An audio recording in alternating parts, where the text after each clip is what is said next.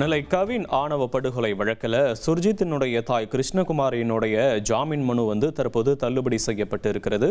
கூடுதல் விவரங்களை செய்தியாளர் ராமசுந்தரம் வழங்க நாம கேட்கலாம். ராமசுந்தரம், வணக்கம். எதனால் இந்த மனு தள்ளுபடி செய்யப்பட்டது? இந்த வழக்கு தொடர்பான விவரங்களையும் பதிவு பண்ணலாம்.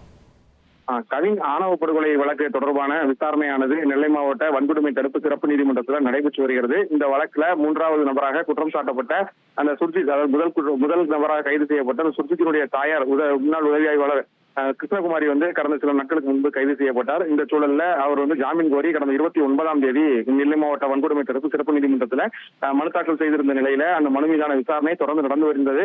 பல்வேறு தரப்பு விவாதங்கள் முடிவு பெற்ற நிலையில இந்த வழக்கு தொடர்பான விசாரணை நிறைவு பெற்று அந்த ஜாமீன் மனு தள்ளுபடி செய்து நீதிபதி உத்தரவு பிறப்பித்தார்.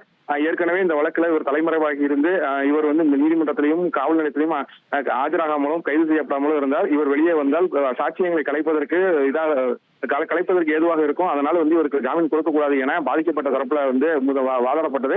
இதே போல நீதிமன்றத்துல சிபிசிஐடி தரப்பிலும் பல்வேறு குற்றச்சாட்டுகளை முன்வைக்கப்பட்டு இந்த ஜாமீன் மனு மீதான ஆட்சேபனை தெரிவிக்கப்பட்டது. இந்த சூழல்ல நீதிபதி அதனை ஏற்றுக்கொண்டு தற்போது ஜாமீன் மனுவை ரத்து செய்து உத்தரவு பிறப்பித்திருக்கிறார். உங்களுடைய விவரங்களுக்கு நன்றி ராமசுந்தரம். இனி செல்லும் இடமெல்லாம் செய்தி. தந்தை டிவியின் வாட்ஸ்அப் சேனலை ஃபாலோ பண்ணினா செல்ல இருக்கும் இடமெல்லாம் செய்தி. இதோ QR கோட் இப்பவே ஸ்கேன் பண்ணுங்க, ஃபாலோ பண்ணுங்க.